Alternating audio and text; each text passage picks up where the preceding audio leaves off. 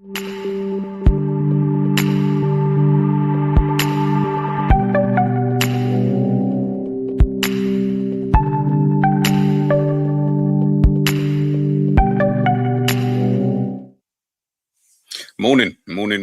everyone, man. What's going on? What is going on, man? We're back here on the channel live in the flesh, man. Guys, if you can make sure you can just smash the like button. Yeah, I mean, I don't ask for much. Smash the like button when you're watching this on the replay. Hit that hype button, blah, blah, blah. All of that good stuff, man. All of that good stuff. Sorry, I was just eating breakfast. Didn't even check myself. But hey, we're here, man. We're here. Obviously, one of the things I wanted to talk about today was taking a look at, obviously, the Liverpool midfield. I still think big up Trudon, big up Chaz as well in the morning. Morning to everybody. Yeah, I still think it's Liverpool's biggest problem.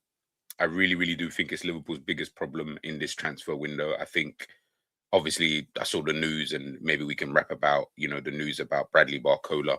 Yeah, we'll talk about that in a bit as well. But yeah, that doesn't really interest me in that kind of way. Do you get what I'm saying? Obviously, I like Bradley Barcola, as you guys already know. I would love Liverpool to sign Bradley Barcola. I think Bradley Barcola is an upgrade on what Liverpool currently have. So yeah, of course, I would definitely want to sign him, right? Especially over someone like Yan Diomande, who I don't think is as good as a Bradley Barcola. But when you look at it, on the face of it, it's not goals that Liverpool will ever really struggle with. Like, when I'm thinking back to it, I'm talking, even if you go back to David Ngog, Voronin, Andy Carroll's, Ricky Lambert's, Balotelli's, Barini's. When you think about all of the Sterling up front, like when you go back to all of those times, right? Liverpool's issue was never really scoring the goals. I'm not saying you're going to necessarily get the most goals, and that doesn't even interest me in that kind of way, right? For me, it's always about the midfield. Like, the midfield area is so, and I honestly feel that Liverpool are willing to, I don't want to use the word neglect, because I do think that if a player were to leave, so Jones, McAllister, whoever, right, I feel like Liverpool probably would sign someone. I just don't think that they see it in the same kind of way. Now Liverpool got a new manager in. I almost feel like that's almost a problem, in terms of, I feel like he's going to look at it like, nah, this is the first time I'm dealing, which is fair, by the way. First time I'm dealing with these players, kind of thing. So, I'm going to give them a chance. Whereas we've seen these guys for the last 3, 4, 5, some of them 6, 7 years, kind of thing, and we know what they're on. We know, we know what a Curtis Jones is going to offer us. We know what McAllister is going to offer us. We know what Szoboszlai, Gravenberch. We know what these guys are going to offer us. I don't see that changing much with this new manager. We're not talking about like some revolutionary manager. Big up to Iraola. I'm not trying to, diss him. I'm not trying to discredit him. I still think, yeah, good manager, blah, blah, blah. But let's not act like we're getting in Fabregas or someone of that kind of ilk, where you're like, oh, okay, this football might be a little bit different. Do you know what I mean? Like, this football might be, something we've never seen before. So let's see what this kind of midfield would look like under that manager. I feel like you're getting a manager that's going to be very similar to what Klopp was already doing. I've seen what these guys have been on under Klopp, and they were shit. So the reality is, I know I'm not going to see anything different in terms of, wow, I didn't know we could play that way. Like, wow, I didn't know. I don't think we're going to see that at all. Whether Liverpool do well or do badly, I don't think that's going to change. I think what you'll probably see is certain players are probably, their performance levels will be a lot better than it was last season. That's going to be the difference.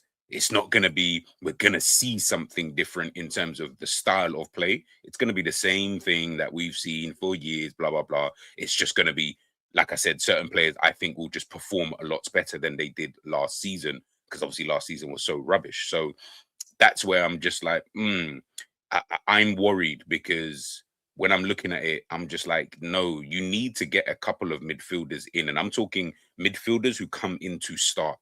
I'm not talking about guys who are just coming in to fill in spaces. Listen, we'll talk about a couple of the players that obviously Liverpool have been linked with and stuff like that. But I'm like, as much as I like some of the players that have been linked, some of them kind of sound like, he might start. He could play. No. Liverpool need to sign guys who are coming straight into the team.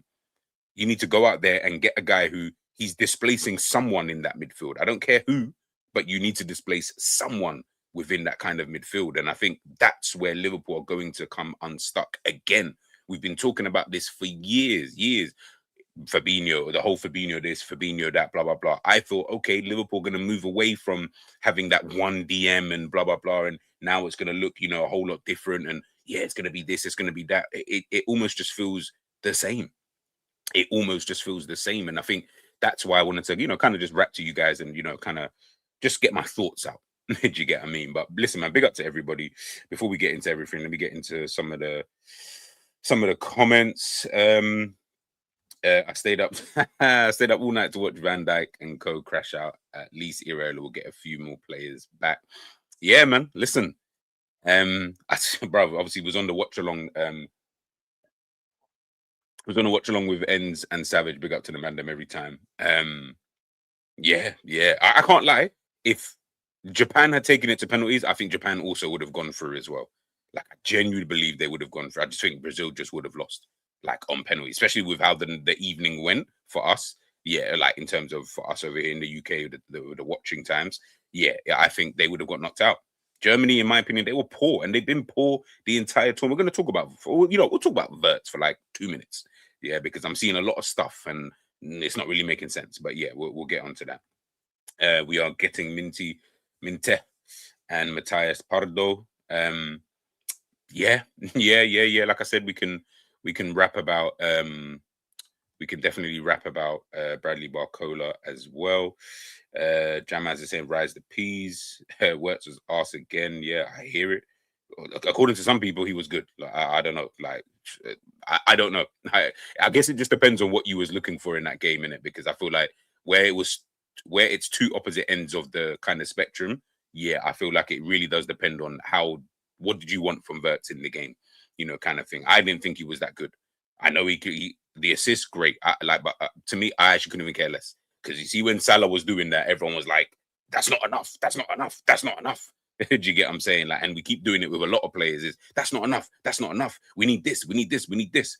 Florian Wirtz, same thing.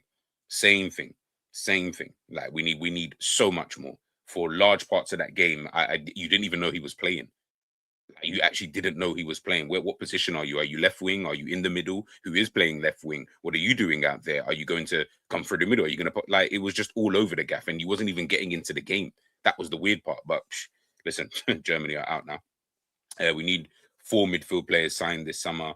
Endo, Jones, and players in Kamara, Sangare, Fernandez, and Fabinho. Nah.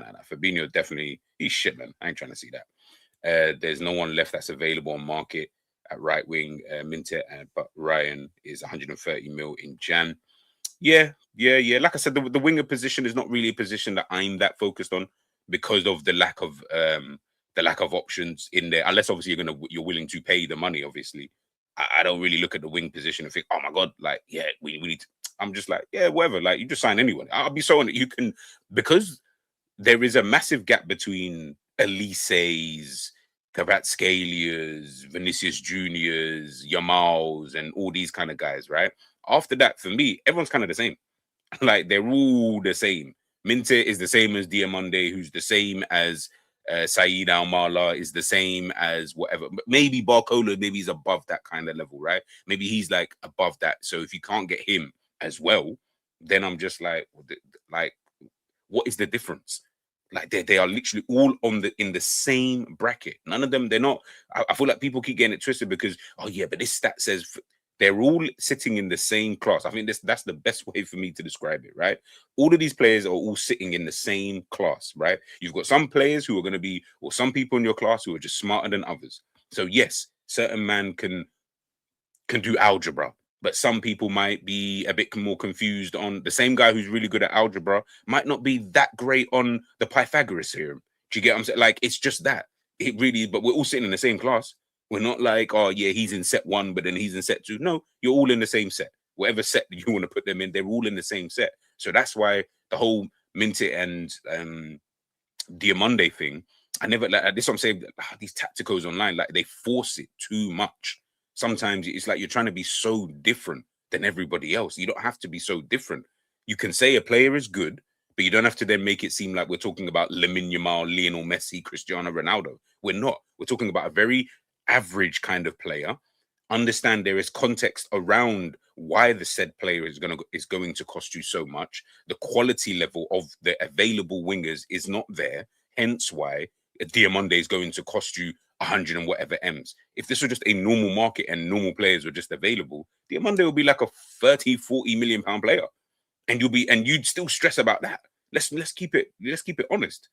Do you get what I'm trying to say? So when we start talking about some of these players, it's like, yeah, contextually, he's going to cost you 100 million or 100 million plus, obviously, because that's what RB Leipzig obviously dictate. But that's because there aren't that many, if any, good wingers even available. So from when he's been seen as the best one that's available, whether you agree with it or not, he is seen as that. Of course, you're going to cost 100 million.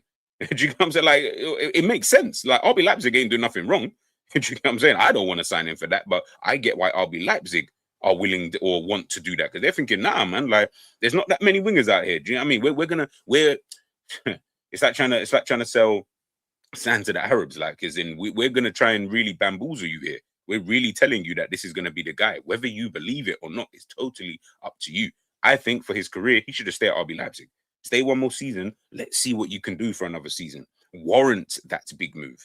Right now, you ain't warranting nothing. Do you get what I'm saying? So it is what it is, man. We got fleeced by Leverkusen. Yeah. I mean, yeah. Like, yeah, it's just one of them things, man. It's just one of them things when it comes to, especially when it comes to players like Florian Wirtz. I just think, yeah, speaking on him, I see like a lot of people, like I said, different kind of spectrum, whatever you're looking for. For me, I'm just more looking for influence, because it's something that I think he massively lacked last season. Forget how the team is playing. You yourself just lacked influence anyway. And that was something that I expected him to have. It wasn't so much the numbers. I think we did speak about numbers and stuff like that. And yeah, cool. I might have bantered in regards to, yeah, you know what, he should be doing this or he should be doing that and blah, blah, blah, fairs. But the reality is, I'm looking at him and I'm looking at like, when he's playing, what do you offer us? Or yeah, what do you offer the team? Whoever that might be. Do you get what I'm saying? Like, what are you offering the team? Like, are you offering us, like, you want to get on the ball all the time and you want to try and make things happen? Are you doing that? I don't feel like he's doing that. He definitely didn't do it for Liverpool. I know that much. For Germany, I'm going to say he did it in moments, 100%. I'm not going to sit here and say he didn't in moments. Yeah, I felt like, okay, cool. But it was like fleeting, random moments for a team that wasn't performing that well and had expectations to do well. Obviously, I'm not saying it's all your fault, because it isn't. But like the Musiala, my guy, he was absolutely rubbish this tournament. I think the midfield weren't really that great. The defense, I think, is very, very suspect for Germany as well. So yeah, I'm not saying it's all him, but when I'm watching Wirtz, I'm just like, bro, like, you don't give us the vibe of you don't give us the vibe of a player who I know you don't dictate the fee, but you're not even looking like you could be close to that. Like, your talent level isn't of even that level, in my opinion, anyway. Where I think, oh yeah, but he's got a talent level of £100 million player. You don't. It doesn't even really look like that. So I'm kind of looking at you like, and it's like, I don't know how much better can Wirtz realistically be. And the only thing I can think of is he's going to have crazy output in order to almost do a Salah, which is, I can perform bad for like 70, 80 minutes, or I can perform, I can be non-existent for 70, 80 minutes of a game, but then I'm going to pop up with goals and assists and blah, blah, blah. I feel like that's really going to be the only thing you're going to see with Florian Wirtz moving forward, because everything else for me, I'm sorry, Morgan Gibbs-White can do it. Morgan Rogers can do it. Trying to think of like other 10s out there, but you know what I mean? Like, it's those kind of players. A Damsgaard can do it. Like, I'm not seeing anything that's making me think this is why you need Florian Wirtz, when I could have just got Morgan Gibbs-White. I could have got a Morgan Rogers. I could have got a Damsgaard. Damsgaard definitely would have cost less than all three of them. Do you get what I'm saying? Is Damsgaard doing anything? Sorry, is Wirtz doing anything more than Damsgaard? I don't see that at all. Not even remotely close. And again, it's not to diss Florian Wirtz. Clearly, he's a talented individual. Let's not act like he isn't. But you're not showing me anything more than just like, oh yeah, he's all right. Like, I'm not putting you in the top conversations, which is what I thought people were telling me. yeah, he's the best. I'm like, is he? What, better than Morgan Gibbs White? Nope. Morgan Gibbs White is definitely better than Florian Wirtz. 100%. 100%. So yeah, I think that's where I kind of lie with someone, someone like him. But let's take a look quickly at show you guys this real quick. All right, cool. So let's make that screen a bit bigger. So yeah, obviously we'll quickly wrap about this. I saw this. So PSG do not need to sell Bradley Barcola, which is exactly what I thought, who is of interest to several Premier League clubs after agreeing a huge deal for Gonzalo Ramos to join Milan. Barcola appears reluctant to sign a new deal amid lower game time than he would like, and he is pushing for more starts. PSG feel the speculated market rate for Barcola, who is not for sale, just key. Like, let me even highlight that, because I feel like Liverpool fans, sometimes they don't read. PSG feel the speculated market rate for Barcola, who is not for sale, is way off, and he should be valued at a much higher price than the 116 million Manchester City will pay for Elliot Anderson. Lee Kang-in and Kolo Muani are free to leave the French champions. So this is what I was thinking yesterday when I think Fabrizio keeps talking like, oh yeah, don't discount Liverpool and Bradley Barcola, and I'm like, yeah, first of all, does he want to join Liverpool?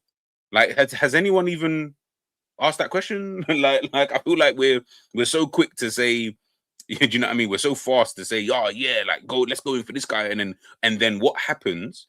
Liverpool fans, you get mad, and then because you're getting mad, because in your head you're thinking, why didn't you go for him? Why didn't you try and sign him? This, that, and the third. It's like, but did he want to come?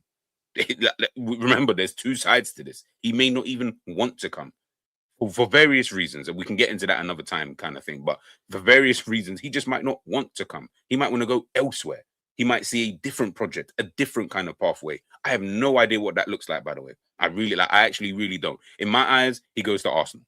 Like, I feel like Arsenal just seems kind of tailor-made for you to be there, come in, do your thing, play for the best team probably in the country at this current moment in time, under a structured system. The team's already kind of built. You're just kind of coming into a built team. You're not really coming in to what Liverpool are, which is a project. And you don't even really know what that project really looks like. But you may not necessarily care because you just want to play games, and you're still playing for a team who are still one of the better teams in the league. So 6 of one, half a dozen of the other, kind of thing. So again, I don't know what it looks like for Bradley Barcola, but what I don't want is Liverpool fans to get mad, get angry. Oh my days, why didn't we do this? Why didn't we do that? Blah blah blah. Do you get what I'm trying to say? Like, it's just one of them kind of things. And I get it, Steve. You're saying obviously PSG is selling their dead wood, yeah, but I don't feel like they consider Barcola as dead wood. I feel like they look at him like, it's like I said the other day. Like, he obviously he's not playing the amount of games he wants to play. So I don't know how Luis Enrique can help with that, right? And obviously they won't keep him if he doesn't want to stay, right? I feel like they will just sell him anyway. But I do think that there is a situation whereby he can probably play more games next season and then maybe reassess it after that. I think it just kind of depends. Like, you're talking about a French player playing for the best team in France. I don't know. Like, I feel like it's going to be difficult to try and prize him away. Do you get what I'm saying? Like, you're really going to have to offer him something, whether it's money, whether it's whatever. So I do feel like with the whole Bradley Barcola thing, I'm like, yeah, I'm not saying, listen, I want to sign him. But again, like I said, the point even for today's video was, it's not necessary. Like, for me, this isn't an area that I'm so focused in. Like, I genuinely believe you could just kind of sign anybody else for Liverpool and they're going to kind of yield the same results. Don't think like Liverpool just signed Victor Munoz. People are telling me, yeah, he's going to come in, rotate. Okay, yeah, I feel like you can just do that. Just go out, sign another player. I feel like it's going to do the same things. I really don't think it's going to make that much of a difference. Why would Barcola join that terrace playing footy team? I hear it, but let's be honest, they're the best team in the league. They are the most stable team in the entire league. Champions League finalist, just won the Premier League. Do they realistically now, depending on what they do with their business, because everyone said that about Liverpool, and then look what kind of happened with Liverpool. But depending what happens with their business, I don't feel like they're not a team that looks like they're going to be unsettled at this moment in time. Do you get what I'm saying? Like I just don't see it. I really, really just don't see it with big up ends, man. Morning to you, bro. I just don't see it with Arsenal. I'm gonna be honest with you. Again, maybe if they, gut the whole team and start, getting rid of this player, that player, this player, that player. But I don't know. At the moment, when I'm looking at the transfer news and all of that kind of stuff, I'm not seeing anything for Arsenal's sake that tells me, oh yeah, nah, they want to get rid of this guy, they want to get rid of that guy. Big up Priam. They want to get rid of this person and that person. I'm not really seeing that, people. So that's why when I'm looking at Arsenal, I'm saying, yeah, to me, I don't want to get too far into the predictions, but to me, they're the champions. I'll say it from now. They are next season. They're going back to back. I just can't see anybody else other than maybe a Man City to be able to usurp them because they're the most stable team. And I think with the way that the league is at this moment in time, stability is going to be very, very key. A lot of teams are going through transitions. A lot of teams are getting new players in. A lot of teams, new managers in. So there's a lot of, we don't really know what that kind of looks like. Teams who, like a Chelsea, got in a Jabi Alonso, fantastic manager, no Champions League football, no European football. That's going to have a massive impact on the league, 100%. So I hope people don't think that that's going to play a major part. Don't know which way it's going to play a major part. I don't know how that looks for Chelsea, but it's just going to play a part. So these are, these are all things, man. These are all things. So yeah, like I said, when it comes to the whole forward line and stuff like that, yeah, definitely need to get a forward in. I'm not saying don't, but yeah, I'm not killing myself over, not signing a forward at Liverpool. If I'm being totally honest, like for me, I'm just kind of like, all right, cool. Let's just get one in. Fans are not gonna like it anyway. Like it is what it is. And we will, like I said, I'll show you guys. Like we'll do a comparison with all the players, like as many as I can think of players that Liverpool have been linked with, and then we can talk about some other bits and bobs. But let me get this up real quick. Let's start here actually. There we go. So obviously one of the things that I saw, obviously, or I was looking at, right? Um Liverpool last season, they conceded, what is that? 53 goals last season, right? Can't remember where that ranked them in the league table, but they conceded 53 goals, people. 53 goals, man. Now, that's not all the midfield, 100%. Do you get what I'm saying? That's mistakes, that's the defense, it's misplaced passes, it's a whole host of things. And that's not solely on the midfield at all, and I don't want that to be a thing. But the midfield, in my opinion, played a massive part to a lot of those goals, in my personal opinion, whether it be misplaced passes, whether it be not pressing, whether it be various other different kind of things, right? And we're going to take a look at some of the statistics as well when it comes to Liverpool and pressing, because it's been quite abysmal. It's been quite shocking when you look at it on the face of it, right? So when I'm thinking about what Liverpool need to do to improve, I think for me, it's about the profile of player, especially that Iraola is going to need heading into next season, whatever that is. Now I don't care anymore. Before, I was very much against signing a quote unquote destroyer. Like that was my thing before. I didn't really want to do that. Did you get what I'm trying to say? Like, because I just felt that I think that type of midfielder isn't that type of midfielder is not what the top teams have. So PSG don't have one, Bayern don't have one, Arsenal don't have one, City don't have one. Trying to think of other top teams that I think. I'll just use those. Real Madrid don't really have one. In fact, no, they don't have one. I wouldn't call anyone there really a destroyer. Barcelona definitely don't have one. Do you get what I'm saying? So when I'm looking at those teams, what is the what is the kind of common denominator amongst all of those kind of teams? And for me, it's when I look at their midfield, it's a fully functional midfield. It's not a midfield that they're saying this one man has to play in DM. And once he plays in DM, he's the guy that's going to do X, Y, and Z. The entire midfield does that. especially when you look at someone like Barcelona, because no one's going to tell me that Frankie de Jong and freaking Pedri, what the hell are they doing? But they defend as a unit. Yes, they can see goal, blah, blah, blah, whatever. But in terms of just them as a team, it's as a unit. It's done differently. Sometimes Frankie de Jong will be the guy who's going to be the interceptor for today, just for today's game, because Pedri's going to get on the ball. He's going to try and make things happen. But you know what? Pedri's still going to be there. He's still going to drop deep, pick up the ball, blah, blah, blah, do whatever, help out in defensive situations. Yeah. Sometimes they swap. Sometimes Pedri does it. And then Frankie de Jong gets on the ball and then he does exactly. It's whatever the game needs, however the game's going, whatever the context is behind it, that's how they do it. PSG, you know I love talking about PSG. Love the team. I love the midfield. Why? Because I couldn't tell you who is a 6 and who's a 8. I could not tell you because they all do it. Fabinho Ruiz does it. Joao Neves does it. Vitinha does it. They all rotate. There is not just one. Yes, maybe on the team sheet and maybe in the majority of games, I'm sure someone can find it. There's probably going to be one of them who is the more of the defensive option. But that's fine because they rotate like mad. Like mad. And guess what? Because of the structure, because of the style of play and the identity and all these buzzwords, right? Because of that, you don't see them in too many situations where you're noticing that, like, oh, they don't have a destroyer though. They don't have a Caicedo. Chelsea got Caicedo and they look shit. They look awful. They look awful. And they've got Caicedo, someone I actually rate, someone I actually consider to be a really, really good defensive midfielder. But they look awful defensively. We can say manager this, but they've had about 3 managers and they look exactly the same, which is absolutely like just bad.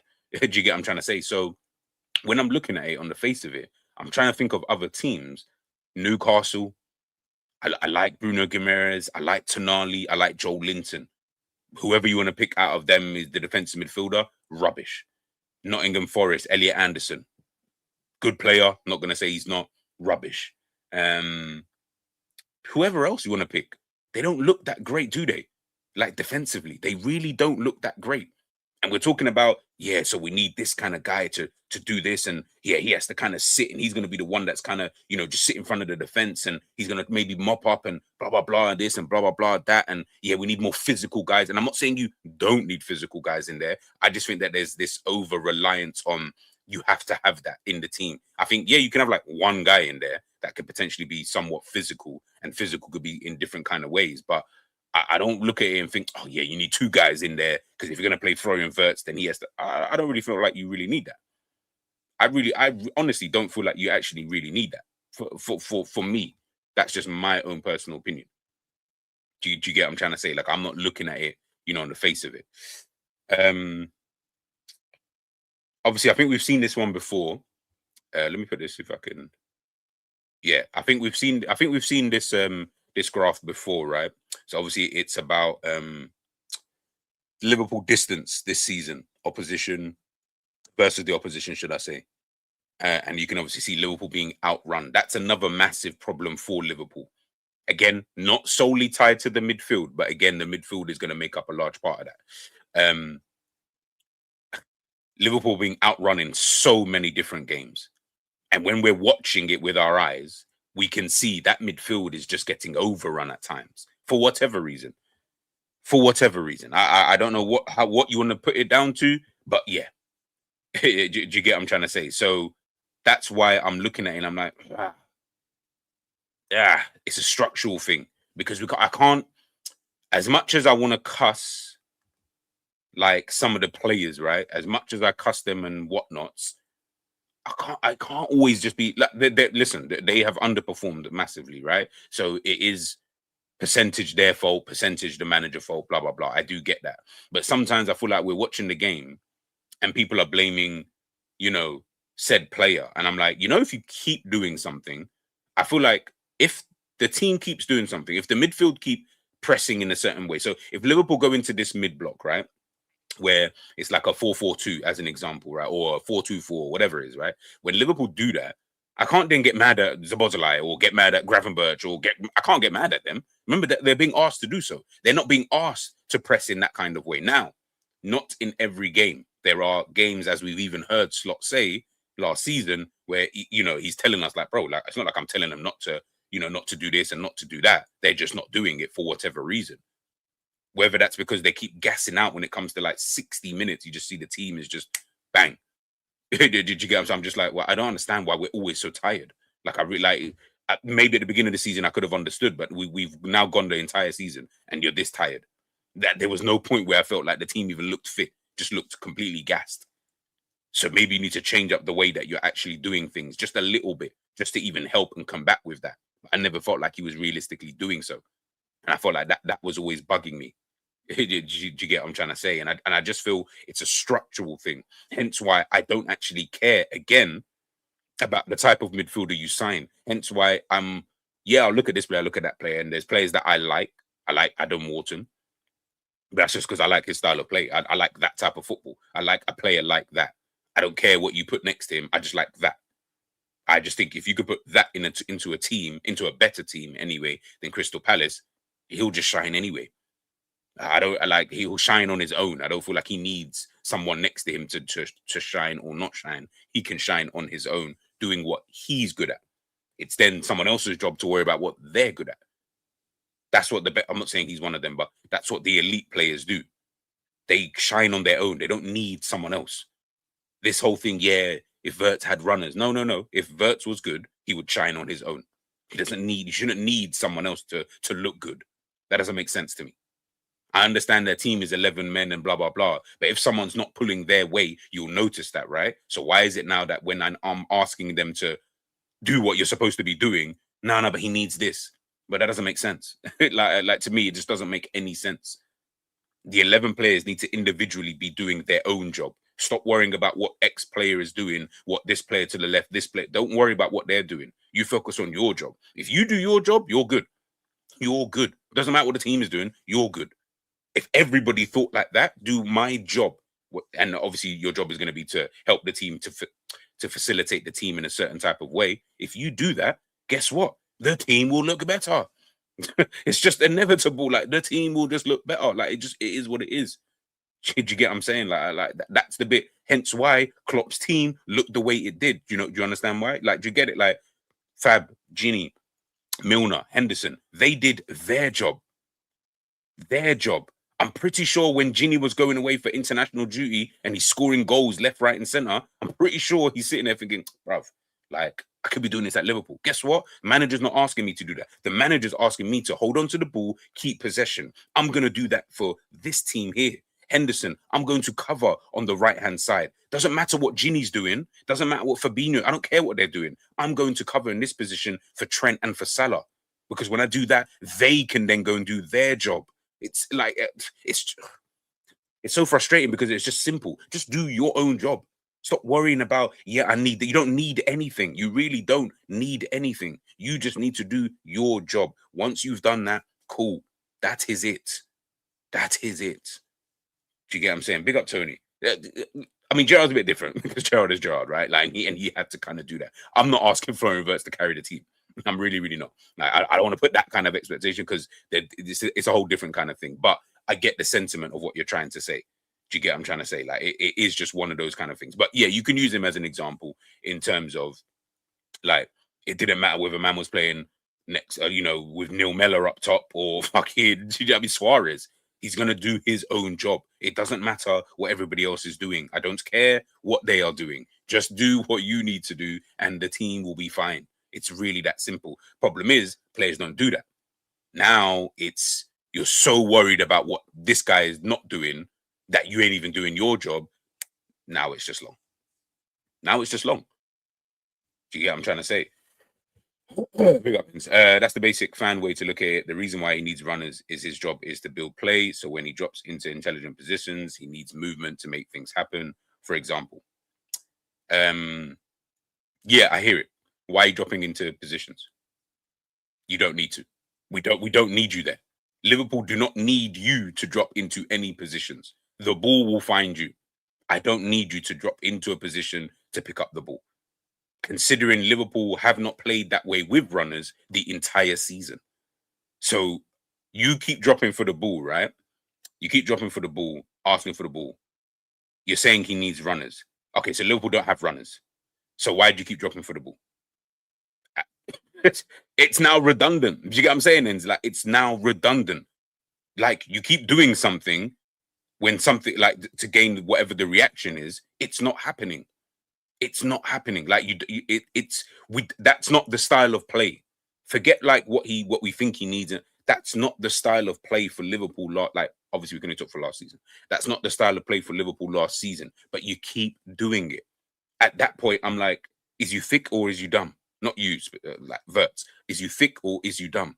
Because you keep doing the same thing over and over and over and over again, expecting a different reaction.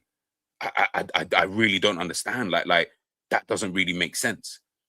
Do you get what I'm trying to say? Like, when the ball comes to you, people will bounce and react off of you. Trust me on that. They'll just react off of whatever it is that you're kind of doing. How you know that is you've seen it happen with, say, him and what's his name? My man got injured. Ekatike. It happens. It's just like an instant reaction. Once they see that you're doing this, it will just instantly happen. Doesn't need to be in the format of runs. It just needs to happen in some way, shape, or form. Problem is, you're dropping deep into freaking left wing area. Oh, sorry, left back areas. I don't even understand why you're there. Obviously, if he's being told that, then fair enough. I'll give him the benefit of the doubt. But if he's being told that, I don't quite understand. Do you know what I mean? Like, then you don't even need runners at that point. Do you get what I'm saying? At that point, you're just there. You're just kind of there. I guess it's feel of the ball. Maybe you feel like you can get the ball moving. Maybe you feel like things are too slow. Maybe he does think that. Maybe he thinks in that kind of way. If so, again, give you the benefit, of the doubt kind of thing. But like I said, he's picking up the ball in areas of the pitch where I'm just like, I don't quite understand why you're picking up the ball there. But again, forget even looking at it from a player perspective.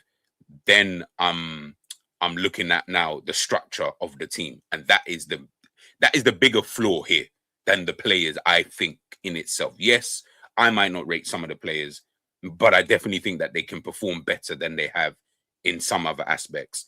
And for me, it's more about the structural kind of thing. Hence why, in my opinion, that's why I don't have, when we're doing midfields and stuff like that, I don't have Wirtz in there. As in, if Liverpool were able to sign the players that I would like Liverpool to sign, I struggle to even put Wirtz in the team, because I'm just like, I don't really know where you would fit. Like, you definitely ain't playing number 10, because you can't play that. Like, you've proven that you can't play that position. That's fine.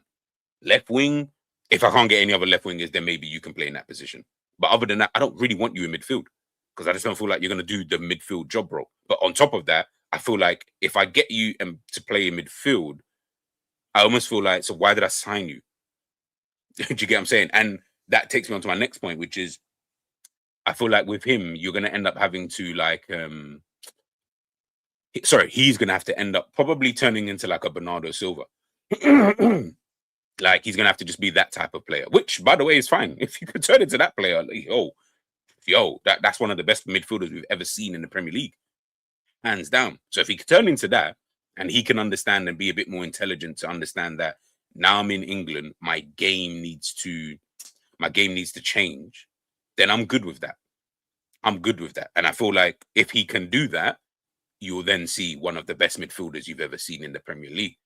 Then we can all worry about, in fact, you won't even worry about, his first couple of seasons at Liverpool, bit janky, blah, blah, blah. Once he found his kind of role within the team, you could really see this, that, and the third, kind of thing. So I think it's just really that. And even, I know obviously you're speaking there about like KDB and stuff like that. Outside of his passes in terms of needing runners, KDB himself is an intelligent midfielder. KDB can make things happen. Something Florian Wirtz cannot, or has not shown to do. I'm going to say cannot, because someone could show me a time at Leverkusen or whatever, right? At Liverpool thus far, he has not shown that he is someone that can just make things happen. KDB made things happen. He doesn't need a runner. All of his assists are not coming from runners. Do you get what I'm saying? Like, they're coming from different kind of things. He's making things happen. He's getting that tackling. He's then playing the ball forward, or he's getting that tackling, or he's getting back into a certain position. Obviously, in the position that he's kind of playing, kind of thing. And again, I guess between him and like Florian Wirtz, I never really saw KDB as like a number 10 anyway. Like, I never really looked at it like that. And this is probably, again, goes back to maybe maybe Florian Wirtz would have to play a bit further back into that midfield position, because KDB was not 10 behind the striker, blah, blah, blah, you know, kind of thing. So it's like, yeah, I just think that with someone like Florian Wirtz, like, again, the structure needs to help him 100%. I'm not going to say it doesn't. You definitely need a better structure than what he's got now. But I do think that you're a player who, I mean, even at Leverkusen, again, I never looked at you and thought, yeah, you're making things happen. Yeah, did you get what I'm trying to say? Like, I never really looked at it like that. If anybody, I felt like Xhaka was someone who makes things happen. He makes the game tick. He's someone, get me, pass the ball, give me the ball. I'll do whatever. Whether it's I pass 2 Wirtz to then get the 2-yard assist, that's fine. But give me the ball.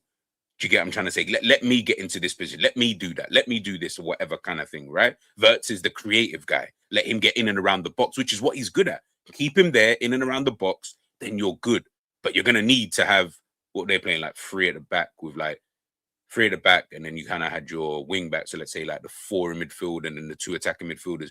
He's going to need bare coverage behind him, right? Hence why I don't want to play him in a necessarily number 10 position, because I'm just like, unless you're telling him that he has to, not even has to, but can just stay there. I just think that Liverpool don't function well with a number 10. I don't remember Liverpool playing with a number 10 and it being successful. Maybe someone could tell me from back in the day, Fez. I'm not going to argue with that. But I don't remember a time when Liverpool played with a number 10 and it was successful. Like, I just don't really ever see that. Or I have not seen it, sorry, myself. So I'm just like, yeah, the 3 in midfield is exactly what Liverpool need. However you want to chop that 3 in midfield, whether it's the 2 with some, I don't really know. I don't really know. Coutinho was not a number 10. He definitely was not a number 10. I can promise you that. You know, I'll give you his first. When did he sign? He signed like January. I'll give him his first season and a half. I'll give you that of Coutinho. And guess what? Liverpool were crap. I'll tell you that for free. Yeah, I'll give you guys that. Like, I'm not gonna argue. If you want to, I'll give you that. Yeah. No, Jerry, big up Jerry. Like, if, yeah, but just for argument's sake, yeah, I'll just throw it in there. Yeah. Other than that, the best Coutinho we saw, the Coutinho who got sold for 100 and whatever M's, was not a number 10. Wasn't even close to a number 10. Do you know why? Because they understood he has to play in a different position to get the best out of him. Do you get what I'm saying? That he was like in that position, as you're saying there, Coutinho was the left 8 exactly. And this is what I'm saying. Forget like he was the 10 of the team. Yeah, on the team sheet, he was probably the 10 of the team. Yeah, calm. Or if you're looking at it on SofaScore, yeah, he probably was put down as a number 10. He definitely wasn't playing in that position though. He was not playing in that position. So this is what I'm saying, is that Florian Wirtz would have to do the same thing. He would have to do the exact same thing and play in the exact kind of position in order for him to, I think, be somewhat effective. Do you get what I'm saying? And that's the problem with Florian Wirtz at the moment. Change that, maybe we'll see something different. At this moment in time, I'm like I said, I'm sorry, but he has been so underwhelming. Hence why I'm talking about the midfield. And I'm telling you, for me, he doesn't play in my midfield. Like, you're gonna have to shunt him out to the left or something. Like, find another position. Because I just think that I'm not seeing why I need to play you. You're not helping the team in any way. You don't help the team in the attacking phase. You don't help the team defensively. I don't need you. Or I don't need you to start. Obviously, I'm not saying he's so shit he can't be a bench player, but I don't need you to start. You can be a sub. You can play some other type of games. We're talking about signing midfielders. People want to sign Lamine Kamara. People want to sign Sengari. People want to sign Tonali's obviously available, potentially going to Tottenham. Bruno Guimaraes. We all want to sign all of these players. Where's everyone playing? Do you know what I'm saying? I'm not saying sell Wirtz. I'm just saying, where's everybody playing? Chaz, this is what I'm saying. We're all confused because we don't even know. Now, obviously, a part of that is because we just got a new manager. We don't know what he wants to do. He's not here. Like, he's not been able to take the team. And guess what? Wirtz is going home. So he can now chat to Wirtz and all these other guys, right? So maybe there could be a plan in place or whatnot. And listen, we might see something different. I can't rule that out, and I'm not going to rule that out. But from everything I know up to this point, I'm not rating the team. Hence why I keep telling people I don't think it matters who Liverpool sign. I really don't. Liverpool going to finish in the same place I think they're going to finish. I don't think it changes. Yes, certain man might get more goals. Certain man weren't rating Szoboszlai last season. Weren't even rating him because he was playing number 10 and rare tear tear. Before last season, he got more goals and assists than freaking Florian Wirtz, and he was behind him. How does that work? He was behind the guy who's supposed to get me the goals and assists. Just deep that. The guy who didn't need runners, he didn't have runners. He didn't have Raheem Sterling and Sane and Barcola and Kvaratskhelia. He didn't have none of that. Somehow he got more goals than the guy who we wanted to get the goals. Hence why I keep saying, do your job. Stop worrying about what everybody else is doing. If you do your job, you'll be fine. And guess what? From what people say, Szoboszlai was Liverpool's best player. Whether you agree, disagree, he was the top 2 player. I'll put it there. He was the top 2 player for Liverpool last season. He was easily Liverpool's best midfield player. It's not even close. And Liverpool's midfield was shit, but he was just the better one. He did his job. He did what he needed to do. I just think we're making too many excuses for the whole midfield. Oh yeah, but we need this. We need too many. It's too much. It's too much. Nobody was saying this. Big up Andy. Yeah, guys, please make sure you like the stream. Nobody was saying this before. Liverpool in the league. Oh yeah, midfield. Okay, cool. Now we're here. Now everybody wants to sign every man and his dog. It is what it is. Let me show you guys this quick. Anyway, I saw this as well. Big up, guys. Yeah. You know, I'll go through the comments actually. We'll go through some of the comments first. I feel like this is more of a system problem. Yep, 100%. Problem with the way that we defend and press and attack. Szoboszlai being the best player this year is a problem because he's supposed to be the 8. Remember the guy you signed for 116 million? Mad excuses, mad excuses. There are just other teams who are more settled with a clear identity, not just to play, but in the structure of their squad and club. Yeah, I agree. Why doesn't Liverpool have that? I really like Liverpool didn't do a madness not you, Krishan, because I know you're not saying that. Yeah, Liverpool didn't do a madness Liverpool didn't do what Sunderland did, where you signed 12. I don't even know how many players that they signed, and they came up from the Championship. So you come up from the Championship, so there's already a problem. Not problem, but there's already okay. We need to we need to adjust ourselves to the Premier League and blah blah blah. And then you sign that amount of players who have never played together, and they look like fucking a cohesive team. Liverpool look like you don't even know, you don't even know with Liverpool, and that's the bit that confuses me. It's I just feel that we are giving so many excuses. Just be honest. Just be honest. They were shit. I think we all understand that. But guess what? Some of the players, I think we've overrated them. And we're giving them a lot of excuses. I don't know why, but we just are. Players like Gravenberch, I think he's food. I don't think that brother is good at all like that. But if you want to put him on the bench, I'm good with that. It's super good. You can be a bench player. You are not a starter. You're not a starter. I'm sorry. I do not see you as a starter in any way. Maybe in the future, I might see that. Maybe when he's 27, 28, maybe he might turn out to be whatever people think he is now. But to me, food. Anyway, we need to see what Areola would do first. And yeah, 100%. And this is what I'm saying. I can't be. That's why I'm I don't know what kind of midfielder we want. We as fans want a specific type of midfielder, but just Areola might look at it and think, I don't want that. Which, by the way, is calm. I don't care. I don't care what kind of midfielder he wants. I'm just trying to guess and think, does he want this or does he want that or, blah, blah, blah. The biggest excuse I hear is this is Cherry 100%, bro. Facts. This is what I'm saying. Every time he needs runners. This person needs runners. This person needs this. I'm like, bro, I bet you just do your own job. It's not every day you need. You know what I'm saying? Why all the time you need something? Can't you just do your own job? Everyone's praising, I say everyone. People were praising Wirtz this tournament. He had 0 runners, bro. Sane weren't running. I don't even know who else was even there. Nobody was running because we know Sane can't run. So, but people were praising him. I don't understand. It's either or. I don't really get. Think about most of the creators in the league as well. Erdegaard mainly on the right, Bruno in the left or right as well. Palmer because they can put a cross in, pass it through with the space. Again, this is what I'm saying. These number 10 things, other than maybe Morgan Gibbs White, and even he drifts out, but I'll use him, right? Because I think I saw his heat map the other day, right?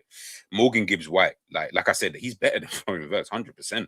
He offers you the physicality, he offers you the intensity, he offers you the would I say what's the word I'm looking for? The positional awareness. He offers you all these kind of things, and what he offers you the most, which is what Wirtz does not do in that position anyway, is give me the ball. He's got that, but give me the freaking ball.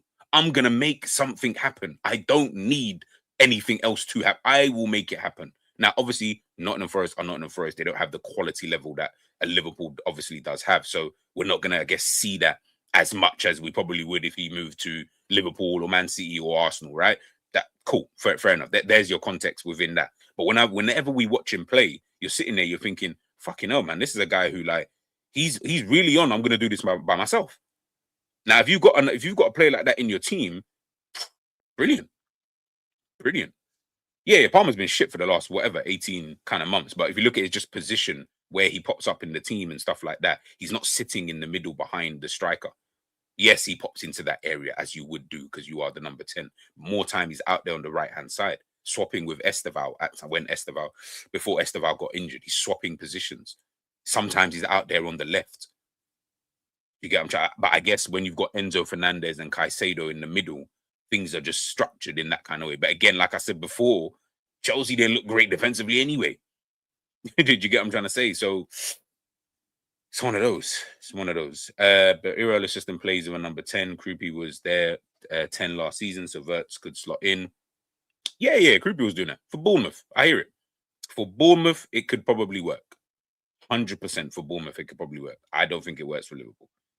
Like, I just don't see it. But again, listen, I could be proven wrong, people, and that's the beauty of football. If I'm proven wrong, brilliant. If he can somehow I'm just giving you my opinion, right? So if Liverpool can play with a 10 next season and Florian Wirtz can, I'll hold my hands up and I'll say, guys, listen, he's doing his thing now, man. We have to give praise where praise is due.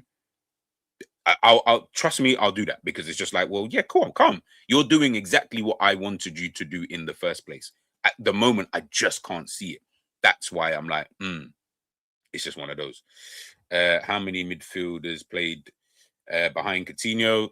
So who do we have in the midfield them times there? Maybe, I'll even get the team sheet up.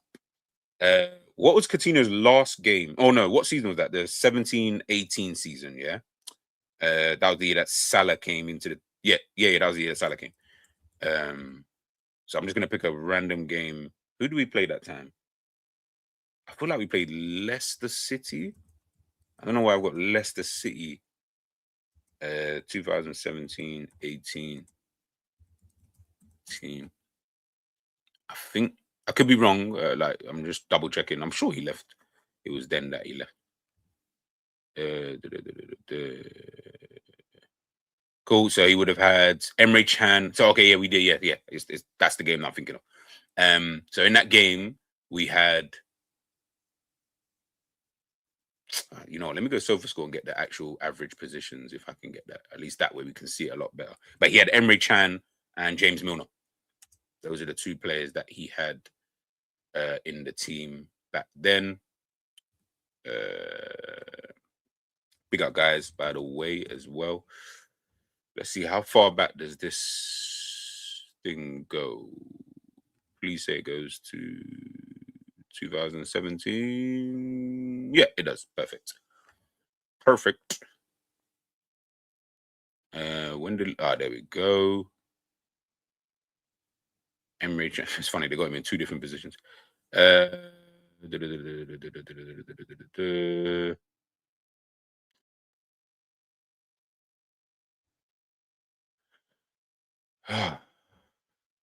Coutinho, heat map. There we go. All right, let me share the screen.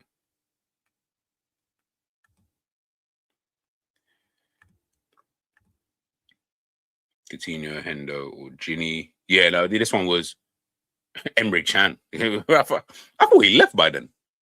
Maybe he left at the end of this season. Yeah, because he left on a free, right? Yeah. Share screen. Okay. Let me move myself.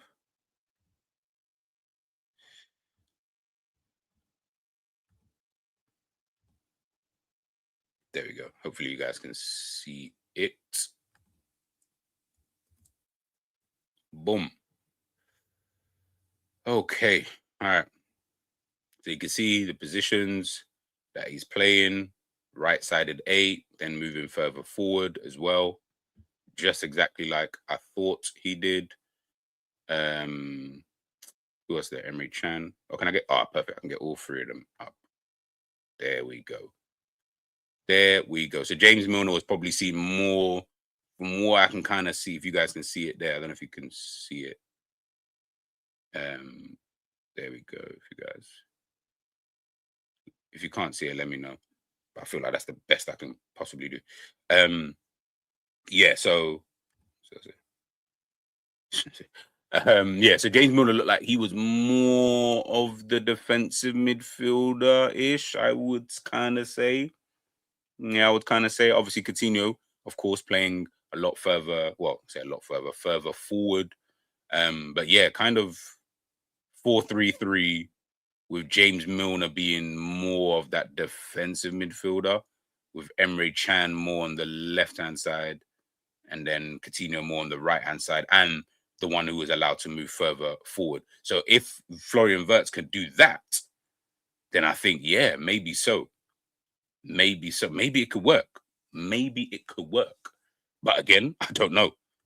I really don't know. I feel like this kind of positioning is where you're going to have to get a Florian Wirtz sort of thing. Not so much as a left winger, not so much as a right winger or whatever. You're going to kind of need to get him into these kind of areas and in these kind of positions. Maybe that could affect the team a lot better. Because I think, yeah, talent-wise, they're probably like, I don't know, but now Coutinho was actually really, really good, to be fair. Like when he got to this level, like come the end of this season, because obviously this is the year that Salah came, then Mane was obviously there before, Fabinho. Yeah, that season was a madness. That period of time, the four of them, yeah, that was it was a madness. It was a madness. So I think that someone like Florian Wirtz would have to do something like this if we're being super duper honest. Don't let him float around, kind of thing. Sorry, Brian. I did see this before. I was going to get to this in a bit. How many midfielders do you think we need? Plus, what do you think about Trey and Bajcetic? Bajcetic, bro, sell immediately.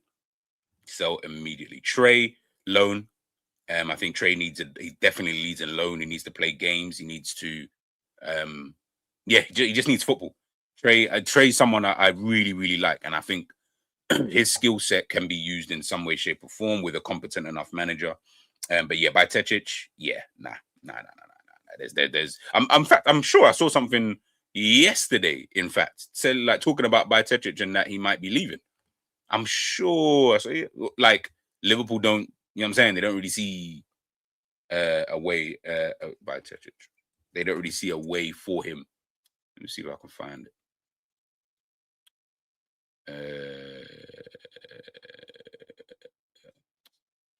How do you spell this username, bro? Shema Andres. I haven't watched enough of him. Big up AR. I haven't watched enough of Shema. So yep, I can go away, watch him, check the stats, all that kind of stuff. I haven't watched enough to really. I'm not gonna judge him. So I've seen people talk about him over the last couple of days though. So if people think calm, then yeah. I'm not trying to overthink it. Big up Tyler, by the way. He has a lot of ingredients. Irilo got to cook something. 100%, Tyler. This is what I'm saying. Yeah, he's got a lot of ingredients. Yeah, you must be able to make a good enough dish. Do you get what I'm saying? It can't just be packing noodles, bro. Like you can make something here. Yeah. See, look. Well, this is what David Lynch is saying. Whether you believe him, don't believe him, David Lynch This is what he said. Either a loan on Stefan Bajcetic, either a loan or a permanent move this summer. I think permanent is on the table just because he's missed so much football. I don't think Liverpool think he's gonna get to where they want him to be, but it could just be if there's not enough interest in a permanent, they allow him to go on loan and create a market for himself that they can then cash in on down the line. I wouldn't expect him to be involved with the first team at all. 100% right. He's not good enough. I think your time is definitely done. I don't see the reason as to why he needs to be evaluated because we got a new manager. Like, what are you going to be evaluating? I genuinely don't understand. Like, I'm not even going to say that you don't see situations whereby someone, because I've seen it before. I think I want to say maybe even with Chelsea, where a certain player is completely just out in the cold with one manager, big up Scraps, and then a new manager comes in and it's like, oh my goodness, like, this player, like, why wasn't he why wasn't he playing before? I'm definitely not going to say that. Bajcetic is not one of them players, though. He is definitely not one of them players. All right, let's go look at this now. We're going to run Frimpong as the right. Yeah, I said it before. Sav might have even said it himself, to be fair. He may have even said it himself. Liverpool are definitely going to run that gimmick of right winger. 100%. 100. It just makes the most sense. Can't find a winger. Makes the most sense. You know what I'm saying? All right. Come out of it, man. Well, everyday ads. Everyday ads. There we go. All right. So I was looking at this earlier on today, and I was like, "Oh, let me bring it to the people, man. See what we can get from this." Guys, make sure you're smashing the like, please, please, please, please. Let me even check what even on. You know, I can't even see it. But guys, just smash the likes, please. Please, please, please, please. All I ask for is all I ask for. Even if you hate it, even put a dislike if you don't like it. Just like, heck, put a comment. I don't even care. So obviously I was just comparing the teams, right? So I think I put all of them. I think I put all I think I'll put all 20 teams in the Premier League. And I think, Christian, I saw your comment about earlier on. I was supposed to get back to it. I apologize. About obviously I glazed PSG 100%, but I'm very biased. Savage has told you enough times I'm a snob. I am genuinely a snob, and I'm not sorry for it. I used to try and play it. I'm genuinely a snob when it comes to football. Like, there is a certain style of football that I like. I think it's the best style of football. I think it's the only style of football that allows for you to consistently win, which is the Pep Guardiola, Luis Enrique style. That's the only style that I've seen in recent memory that has seen teams consistently win. We're seeing the proof in the pudding. Manchester City, 4 in a row. Luis Enrique, back-to-back Champions Leagues. I don't like any other style. I really, really don't. So I am biased. I will say it here, and I'm not going to take it back. That's the style of football that I've seen that I believe can win you consistent amount of trophies, which is, I guess, what everybody cares about. Every other style, for me, isn't going to consistently win you nothing, in my personal opinion. I just don't see it at all. Obviously, can be easily proved wrong. I get all of that. And even if it does happen, I still wouldn't care, because that's the style that I like. So I know when we're talking about PSG, but let's be honest, they've come up against English teams, and guess what? They have come out the victors. Each and every single time. Chelsea, Arsenal, Liverpool twice, Arsenal twice. Manchester City, I'm sure they beat Manchester City. I could be wrong. To be fair, I could be wrong. But they've done it. So to say that they wouldn't be able to do it in the Premier League when you're coming up against the best that the Premier League has to offer, I don't believe that. Am I saying that they're going to win every game? No, of course not. Man City definitely never done that. Barcelona definitely didn't do that in their pomp. They could never do that. It's like, I don't even think that's a possibility. Do you get what I'm saying? So I'm not saying that, but I am saying that I think that we keep looking at it like, oh yeah, the Premier League is this, the Premier League is that, and blah, blah, blah. I hear it. Different league, different expectations, different requirements, criteria. I get all of that. I fully get that. I fully get that. But for me, until you get that, I can't even look at you seriously. But anyways, let's look at this. So this is obviously all Premier League teams from this season. So you got the goals, the attacking. This is on, by the way, on a data mob. So yeah, check them out. Goals, attacking, possession, counters, defending, physicality, pressing. Now, I was trying to find, they don't seem, I don't know if they've got, because I was trying to find out exactly, well, I'm going for this. Yeah, I wanted like an exact kind of, okay, what does each one mean? Like, how are you rating each one? Maybe it's here somewhere and I just can't find it. If someone does know, please let me know, because I wanted to understand. It was more the counters and the physicality. Like, what are they putting in that in terms of what do you mean by physicality, essentially, right? And because I wanted to just be as honest as I possibly can when I'm trying to look at these stats. Like, obviously they look bad from a Liverpool perspective, but what are you counting within that? Someone in the chat probably will be able to tell me anyway, by the way. So I don't know, kind of thing. But yeah, I was trying to figure that part out. But yeah, you can see here, and I couldn't put it in order again. Yo, data mob, these are things, I should be able to hit the pressing and then I can put it in order. You know what I'm saying? But I was looking at, well, it's more like a David Silva. I was looking at how Liverpool matched up against all the other teams, right? And again, this isn't solely on the midfield, but again, as I said before, the midfield makes up a large part of what is going on in these situations. So when it comes to counters, Liverpool at 92.4, pretty good. In fact, no, I think behind Manchester United, West Ham, which is actually crazy. So yeah, joint second with West Ham, right? Just behind Manchester United when it comes to counters. I believe this is per, maybe? I don't know if it's per 90 minutes. Yeah, it can't be. I don't know. But either way, Liverpool joint second when it came to counters this season. That's brilliant. That is Liverpool style of football. That's Liverpool in a nutshell. If I'm being super honest, that is what Liverpool are best at. Hence why I know we can't play the football that I want to see, because you're just not going to ever be good at it. Like, unless you just had a total shift in what was kind of going on. And I just don't really think that that's going to, I don't feel like Liverpool fans want to see that kind of thing. But listen, that's what Liverpool good at. Defending 61.1. Okay. So worse than, I'll do it that way. Worse than Arsenal, City, United, Villa, Brighton, Fulham, Palace. Yeah, Palace. Peak. Physicality, 63.7. So worse than Arsenal, City, 63%. Newcastle, Everton, 63.7. Palace. That's so interesting. Pressing. This is one I thought Liverpool would be a lot higher in.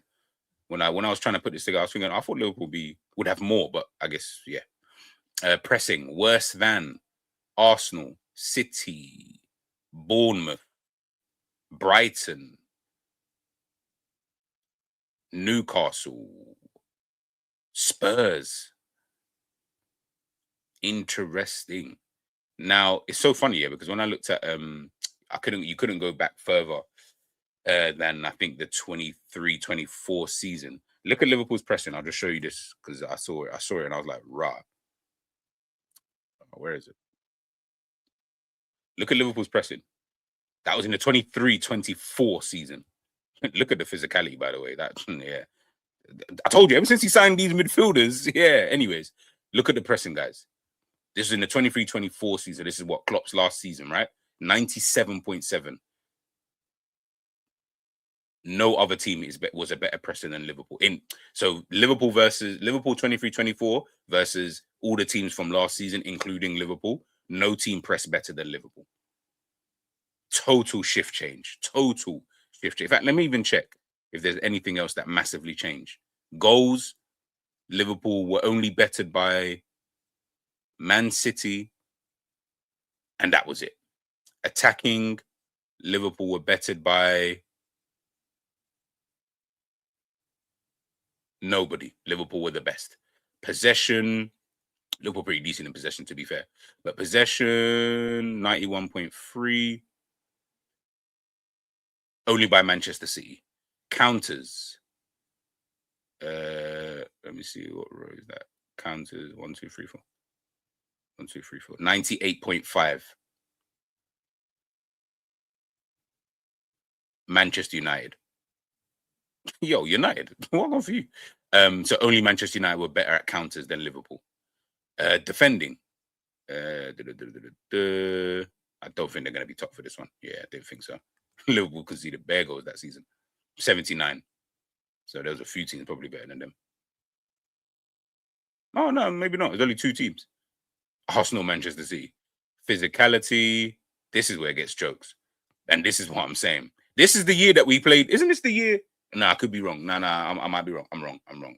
I was just about to crash out and say, ain't this the year that McAllister played? No. Ain't this the year that McAllister played DM? People in the chat, let me know. I could be wrong. I could be wrong. Ain't this the year that McAllister was playing DM in that? Again, if I'm wrong, I'm sorry. But I'm sure this is the year. I'm sure, yeah, 23, 24. Anyways, physicality, yeah.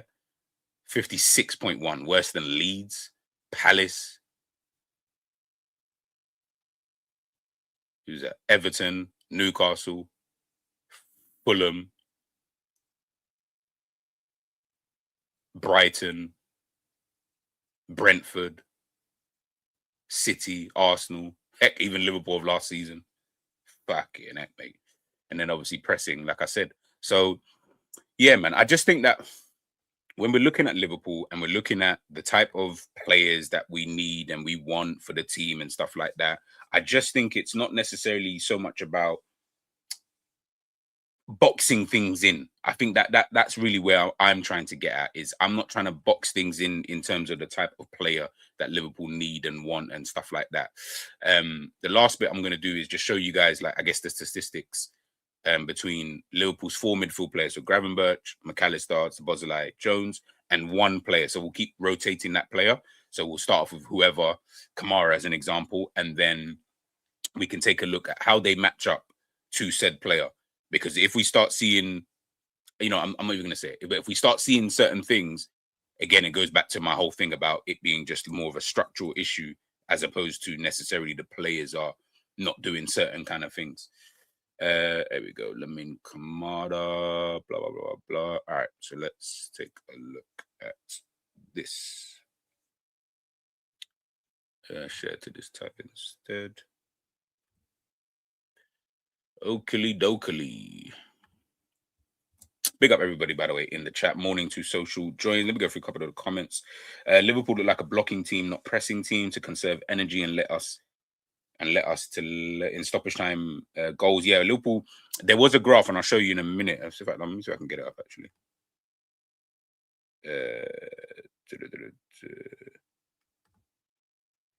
Yeah, I don't know if you guys can see it, right? But you can even see, look, ball losses per game. It's in the 3rd bar chart. Ball losses per game, right? Liverpool were losing the ball more times from the 76th minute onwards, more times than any other time in the game. Like, I don't even know what you put that down to. But when I saw that, I was like, that's crazy. So towards the end of the game, you guys just be losing the ball. That's mad. That is mad. That is mad. You know what I'm saying? Big up, Doctor. Yeah. But listen, if I'm going to go live, it's always going to be at like this time because, yeah, really, I shouldn't even really be on here at this time. But we're here now. I don't like to see a polite person ignored. Nah, come on, man. What are the other comments? So who would you say they are closer? 2018-19 Liverpool. What do you mean, Chaz? Just ask that again. Sorry. I don't know if I missed that bit. I think if we get Barcola, we're going to play him and Munoz on the right-hand side. Even Rio got man of the match on that right-hand side for England. Possibly. I don't think Liverpool get Barcola, but I would love to be proven wrong. He might be Zobo right wing. Yeah, scraps. Yeah. I'm not trying to overthink it. Yeah. Yeah. Krupi was playing a second striker behind Ivan Nilsson. Irala knows what players can do and how to improve them. Wirtz isn't a support striker, but I believe Irala will find the best way to use him. Let's hope so. Let's hope so. You know what I'm saying? Let's hope so. Krupi can play that position because he was playing that at, was it Lorient? He was already doing that. Whether he can continue doing that, I don't like. Whether, sorry, Florian Wirtz can do that, I don't know. I honestly just really don't know. I'm not sure. Going to be interesting to see how team goals gel without Salah FC in the dressing room, forcing coach's hand. You and Salah, you always got this beef with Salah. These men drive with the ball and force people to run. Yeah, I think I got through all of the other ones there. Why you got that scrub camera there? What scrub camera? Oh, come on. I was so bad. I was thinking, what are you talking about my camera? Like, I'm all looking at my camera like a madman. I'm just, like I said, we're going to just rotate the players. We're going to rotate the players. These are players that people have said that they wanted, whatever. I'm just rotating them in as we go along. So I'm going to show you Kamara first, and then put 90. And then, yeah, obviously, I'm just showing you how they compare to Liverpool's midfielders. Because if they are already doing worse than Liverpool's midfielders, then we're gonna, you know what I'm saying? Like, I just want to show people these are the type of players that we're looking at. But anyways, so I mean, open play passes, he's only better than, sorry, open play passes completed, he's only better than McAllister. Chances created, he is second. He is second, which is crazy to think. Behind, who's that? Dominic. Yeah, Dominic's a Bozolai. Passes attempted, 59.2. He would be third, better than both McAllister and Ryan Gravenberch. What else is there that we like? I just tried to throw in as many of these statistics as you guys can obviously see. Yeah, Tyler, 100%. Hey, scraps, man. Don't do that, man. Through ball, 0.1. He'd be last. Forward passes, he plays only 16.6, but that would actually put him second, which is crazy. Sideways passes, plays quite a lot of those. Duels contested. All right, let's get to the fun stuff. So he's contesting more duels than any of Liverpool's other midfielders. He's making more tackles, which is obviously good. I guess this is what we want in that midfield area. Aerial duels, he's contesting more. Ground duels, he's winning more, or he's contesting more, and he's winning more than Liverpool's entire midfield. Ground duel success rate, obviously better. Interceptions better. Ball recoveries. So again, so the defensive side of things, he seems to be doing a lot better than everybody else, to be fair. When we're looking at, this is Lamine Camara from Monaco, right? But when it comes to maybe on the ball stuff, I guess this is why you have Curtis Jones. This is why you have someone like a Jones or someone next to him. So maybe this is the type of midfielder that Liverpool potentially do need. I don't know. I'll let you guys obviously, you know what I mean, judge that yourself. Who's another player? Buwadi. In fact, let's even check. I don't think I've ever actually checked Buwadi. Let's see what he's saying. Buwadi. What has he been on this season? Played 30 games this season. I like Buwadi. Think he looked decent for Monaco. A lot of people talking about him. A lot of people would love to sign him. What's he really saying? Let's see if we can get that. I feel a big problem Liverpool have is we don't have a ball passer, mainly ball carriers. Ball just moves faster, and that's Liverpool's quick play. We need Andres. Wharton is good. Plus a Kamara. Yeah, I mean, yeah, but I feel like people don't want ball players in this team. We're so conditioned into what Klopp used to do. It's actually kind of sad. Anyways, Buwadi. So Buwadi, duels contested. He contests more, makes more tackles per 90, more take-ons per 90 than anybody else. Wins more aerial duels, ground duels again. Ooh, so starting to see a common theme here. On the ball, it seems that Liverpool seem to, or a Liverpool player, and to be fair, it's only really Curtis Jones. he seems to be a lot better when it comes to on the ball. But when it comes to off the ball and tackles and duels and stuff like that, so far, Kamara and Buwadi have been better than the Liverpool players per 90 minutes this season, which is kind of interesting. I mean, he does lose the ball, though, more than those guys. That could be something to think about. But that is very, very interesting seeing that. So does it mean, yeah, you just need to get in one of these guys, slot them next to one of the other players, and then boom, bam, bim? Could be. Who did you say? You said, who's another player that everyone keeps? Sangare.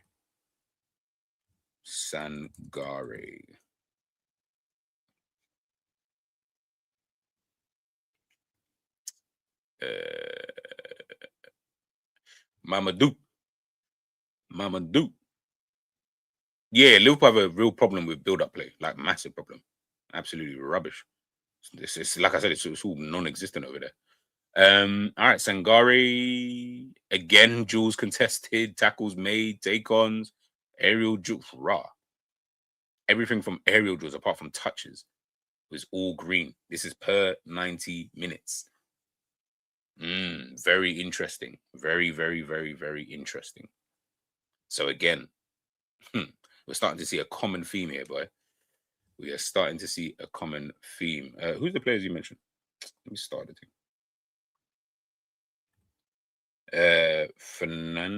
Mateus Fernandez, I guess. Yeah.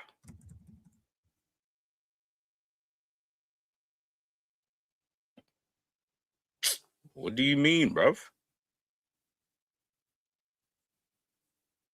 Don't tell me you're gonna make me go all the way back, bruv. Well, man typed in Mateus Fernandez. Look what you made me do, Scraps, bruv. Oh, see, look, now we have to go all the way back.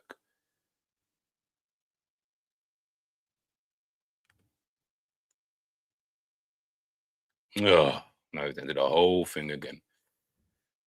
All right, let's see if we can just find Fernandez.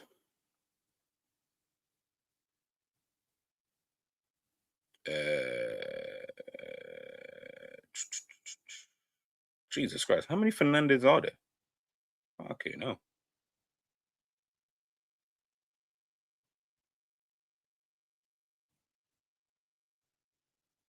There's actually bare Fernandez.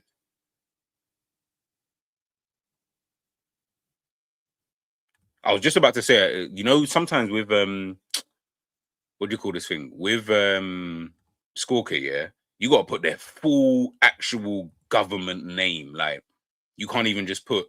I was trying to find a player the other day, and it was like, yeah, nah, we need their full name. I was like, what the hell is their full name? Like, I need to put Ronaldo the Gaucho and all this. I'm like, bruv, like, can I not just put Ronaldinho? Gravenberch. Who's the other one? Sobo.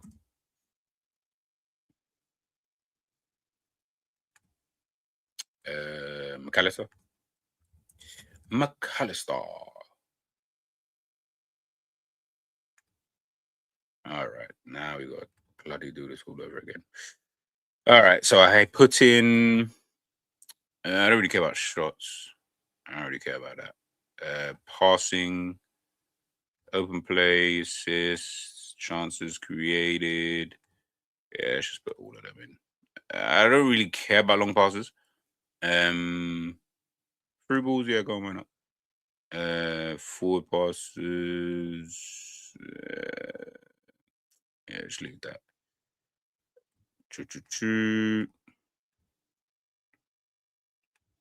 Aerial duels I had in there. Take-ons.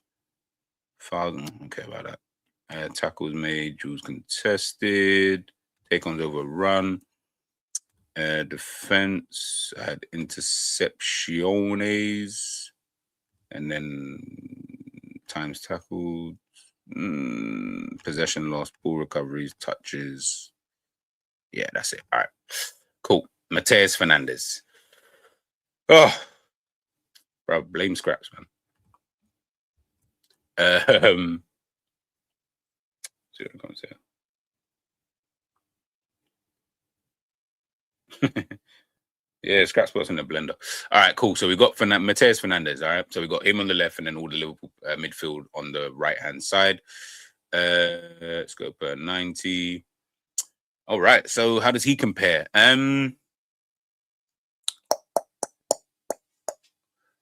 mean, if you guys can see it. Ground jewels, yep. One, yep, he's there. That's kind of really the only thing. Yeah. Yeah, it's all right. I think I'll be real. Kamara's stats, not saying he's the better player, just stats wise, was definitely better than this. Sankari was definitely in terms of the defensive side of things. I feel like, yeah, Jules contested. Yeah, he's contesting more. Yeah, yeah. And I think I like Mateus Fernandez. I actually do. I actually think he's a really, really good player. Who's the other one you said was? Let's look. We'll look at Metra because everyone keeps talking about him.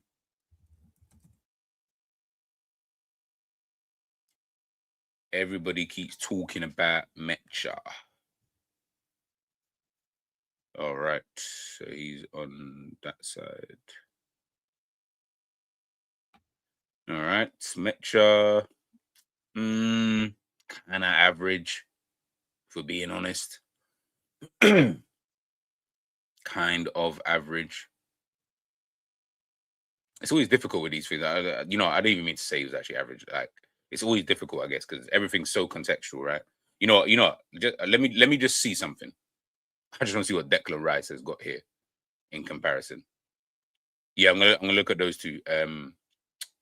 Joao Gomez and Bruno. Yeah, let me just see what Declan Rice. But then he's not really a defensive midfielder, but he is a midfielder. See, look, even his. If you looked at it here, Declan Rice just be looking average. You know what I'm saying? I bet even Joao Neves.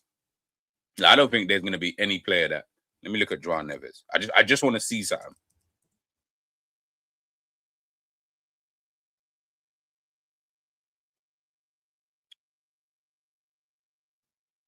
Is that Joao Neves' full name? Joao Pedro Cons. I'm gonna guess. Oh, thank God. See, I didn't even know that was his full name. See, look, Joao Neves, average. I knew it. 100% knew it. He's got less ball recoveries than Curtis Jones. Is that Curtis Jones' middle name? Julian. Rotted. I did not know that. Okay, Julian. Julian. Curtis. He's lost possession the least. He's only tackled 0.8 times. This is Joao Neves, by the way, people. So looking at Kamara again, do you know what I'm saying? Sangari again. Do you know what I mean? This is the defensive side of the game. Obviously contextual, I guess, if people want to use that. But like I said, I just wanted to see what this kind of looked like. All right, let's look at Joao Gomez then. Yeah, 100%. Jones has amazing passing stats. Amazing passing stats, man. We've seen it before. Like, he's always got these. Is this the right one? Yeah. He's always got these 90% passing and all these kind of things. So it's always mad with Jones. Joao Gomez. Aerial duels. I swear he's like the shortest one. Ground duels contested. He contests more. He wins more. Obviously, duels contested. He makes more tackles per 90. More take-ons completed, which is kind of mad. I would never have thought that. So yeah, it's just more about the on the ball stuff, I guess. But ground duels, interceptions, touches, ball recoveries. So yeah, Joao Gomez is another player Liverpool fans have been dying for. Like I said, man, obviously I don't have the stats that a lot of these. We'll look at one more player. Who did you say it was? Bruno Guimaraes. I don't have the stats, I guess, that Liverpool and all the other elite clubs probably have. So there's probably things that they're looking at that are well out of my kind of thinking in itself, and also as well whatever the manager kind of wants, towards that. Bruno Guimaraes is ground duels, he contests more, wins more. Again, interceptions, touches, ball recoveries, possession lost, times tackled. It's all kind of low. Well, times tackled is actually a good thing. Oh no, actually no, he gets tackled the most. Wow. Makes more tackles per 90. Do you get what I'm saying? All of this is just very it's very nothing really spoke out other than, really, I'm gonna be real. I think it was Sangari. I'm sure it was Sangari, the one that we looked at, and he was the one where it was like, oh shit, yeah, those are greens all the way. Let's double check.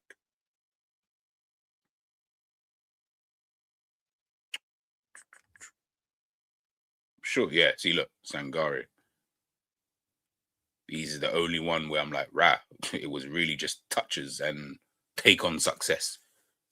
But he completes more anyway per 90 minutes. So yeah, it's one of those kind of things. So yeah, like I say, it's hard with stats. Yeah, yeah. Again, it really depends on what you're trying to look at.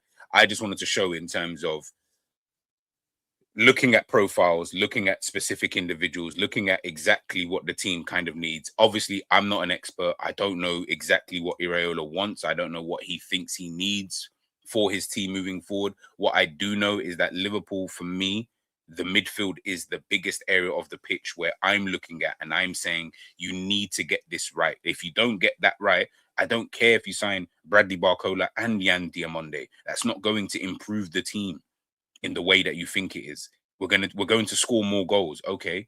If you're still conceding the same kind of goals, what difference does that kind of make? If you're still open in the midfield, what difference is that going to make? Structurally, if you're still exactly the same where the midfield is just a gap right through the middle, does it matter? Can I have all of these strikers? We saw Liverpool, even when they won the league, Salah carrying the attack on his own. We saw what that looked like towards the back end of the season when Salah wasn't carrying the team. Then you actually saw Liverpool's level. You're like, ooh, can't really score that much. Don't really look that good. At the time, we had Diaz, Nunes, Jota, rest in peace. Like, it weren't looking great, was it? It really, really wasn't. So that's why I think structurally Liverpool just need to get it right next season. And obviously, looking at the midfield, that's the area where I'm like, you can get rid of the likes of McAllister. You can definitely bounce. Jones, I'm a bit like, I wouldn't really sell him, but you're going to have to use him. And I don't know if he feels whether he's good enough to use him or not, right? So I'm a bit up in the air when it comes to Curtis Jones. Endo, oh God, I don't know why I even mentioned him. He's not gonna play games like that. So yeah, I'm just trying to think in terms of what kind of players, and honestly, I don't know. I don't know, man. Like I said, I like Wharton. I like Mateus Fernandez. Those are kind of really the ones that I like who I feel like is available. But Wadi looks, like I say, he looks decent. Yeah, man. Yeah, it's just one of those. It's just one of those. But listen, man, we'll wait and see. I'm gonna wrap it up there. G said sell Wirtz and just play 4-3-3. The thing is, I'm not even gonna deny that, man. I'm not even gonna deny that. Like I said, I don't really care about Wirtz like that, man. Like, he's just not the guy, in my opinion. I don't think he ever was the guy. Anyway, he seemed like one of them players that probably should have just stayed at Bayern Leverkusen, or should have just gone to Bayern. I think if he went to Bayern, then maybe it would have worked out for him. Yeah, I'm saying, play in a league that you know you're comfortable with, playing with the best team in the league. Do you get what I'm saying? Now we're asking you to come into a league where it's a bit more competitive and looking a bit funny in the light. It's pretty funny how hard we pressed for Diamande and came up short. You guys want Barcola like that? Yeah, 100%, man. I think Barcola is definitely, for me, the more superior player. So yeah, it's just one of those. Let me see if there's any news before we head on out of here. And I'm seeing obviously just more about the Barcola stuff. Joshua Kimmich, we deserve to be eliminated. It feels terrible. We struggle badly in all 3 matches against teams that aren't world class. You ain't world class either. That's the problem. You are not world class. Paul Scholes talking rubbish. I never saw the penalties for Holland, the Holland-Morocco game, but I've just seen them now. Is that Jurriën Timber? I don't know. I know he's got a brother. Can't remember which one it is. I really can't remember which one it is. Oh, wow. What else is going on in the Liverpool world? Yeah, I'm just seeing bare people just propping up Florian Wirtz. I'm just like, yeah, you people are watching the game through stats, man. You can just tell. You're really watching games through stats. It is what it is, man. It is what it is. I like Barcola, but the optics are crazy. If we take the sloppy seconds like Newcastle, yeah, but we shouldn't have. He shouldn't be a second choice. That's the point. Oh, it's his brother. Fair enough. I'll give him the thing. Big up, Stella. Yeah. Barcola should have been the first choice. Diamande should be a second choice because that's what he is, a second choice player. He definitely was. We're getting linked to Shema Andres. I know people keep talking about it. Like I've seen people, I've just not seen the links kind of thing. Like I've not seen the actual links. Man, I called him Baby Fabinho. Jesus Christ. Yeah, I'm not seeing like the links from anybody. Like, I'm actually wondering where did this even come from. But either way, listen, I'll take a look at him today after this video, and see what he's all about. In fact, you know what? I'll drop a video on him this evening. I'll drop a video on him this evening because he seems to be a name that is, yeah, getting spoken about quite a lot. I know he was at Real Madrid previously. We'll see. We'll see. One thing Liverpool do need to sort out is and I'll kind of end it here. One of the things I was thinking about was obviously you saw there when I put up the lineup, right? So you had Emre Can, James Milner. Obviously Henderson is in the squad. I don't know if he's injured or whatever for that game, but you got players like that. Liverpool have no leaders within the midfield, none whatsoever. None of that midfield, and I think that's a key component going forward. You need to have a spine for your team. You need to have that because if you don't have that, that's where it causes problem. Arsenal have it. Gabriel Saliba, whichever one you kind of want to pick. Even a David Raya, look at him as a bit of a leader in the team, but we'll go with Gabriel or Saliba. Midfield, Declan Rice, and then up front, Bukayo Saka. Whether we think he is or isn't, that's captain. When Odegaard is in there, he is the captain. Do you get what I'm trying to say? Like Liverpool don't really have that in the midfield kind of area. There isn't a one player that I look at and think, okay, yeah, he's going to take the mantle. He's going to G up the players. He's going to it just doesn't really seem like there's anyone really there, if I'm being honest. It kind of just seems like everyone's almost shirking away from that responsibility. There isn't that type of a Milner or a Henderson who were not as talented as the other players, as the Coutinhos, as the Manes, the Firminos, and stuff like that. Fairs. But can you give us something a little bit extra? Can you do the other side of the game? Do you, like something? Just I don't know, just something to help with the problems that are kind of going on. I don't see that. Haven't seen it. Hence why I didn't want to sign these three midfielders in the flipping first place. But we're here now, so it is what it is. So yeah, it's just problems, man, problems. But yeah, like I said, for me, that's the key position. I don't care about right wing. I don't care about left wing. I don't care about right back. I don't care about left back or centre back. I don't care about none of those positions. For me, sort the midfield. I promise you, you will see more of a upturn in fortunes than you would do if you leave that position and sort out the other positions. I genuinely believe that. And I've said it now for the past 2 to 3 years, and so said, so done. Do you get what I'm saying? We're seeing all of this stuff at this moment in time. Liverpool still got goals. I think did Savage or N say it yesterday? Liverpool got like the fourth, or the other day, Liverpool got like the fourth most goals or whatever it is. So clearly, scoring goals is not a problem. Creating chances, everyone bigs up Wirtz. He's creating chances is not a problem for Liverpool. It doesn't even matter who's up front. I reckon you could really put anybody there. It will just work itself out in some way, shape, or form. I'm talking about the other side of the game, and that's what kind of irks me the most. But yeah, we'll see. I like Morgan Gibbs White. Yeah, 100%. I would sign him. 100%. I would definitely get him in. What about Guela Due at right back? Yeah, check out my video, man. Check out my video. I got a video on him as well. Yeah. He's calm. I really don't rate entire midfield as is anyone can be replaced, and I'm not mad. Yeah, 100%. 100%. But guys, listen, man, enjoy the rest of your day. What is all that noise outside? Yeah, enjoy the rest of your day. Like I said, I will do the video then on Chema Andres, seeing that everyone keeps talking about him. I'll drop that probably around who's playing today? Let me check. Let's check. World Cup schedule 6 o'clock. So I'll probably drop it around about 5ish, just before the Ivory Coast versus Norway game. And let me see who's live before we get on out of here. Boom. I don't feel like I see anybody live though. Is Dean live? No, I don't think Dean is live. No, I don't think anybody's live. Yeah, everyone's Fozzie was just on there. Yeah, doesn't really matter. All right, guys, listen, enjoy the rest of your day. I'll catch you guys real soon. Big up to everybody in the chat. You guys already know the love is always there, much appreciated. And yeah, man, hit me up on Twitter, you guys. If you want to have a conversation, chat, whatever, man, just hit me up, man. I'm always there, man. So yeah, enjoy the rest of your day, and I'll catch you guys soon.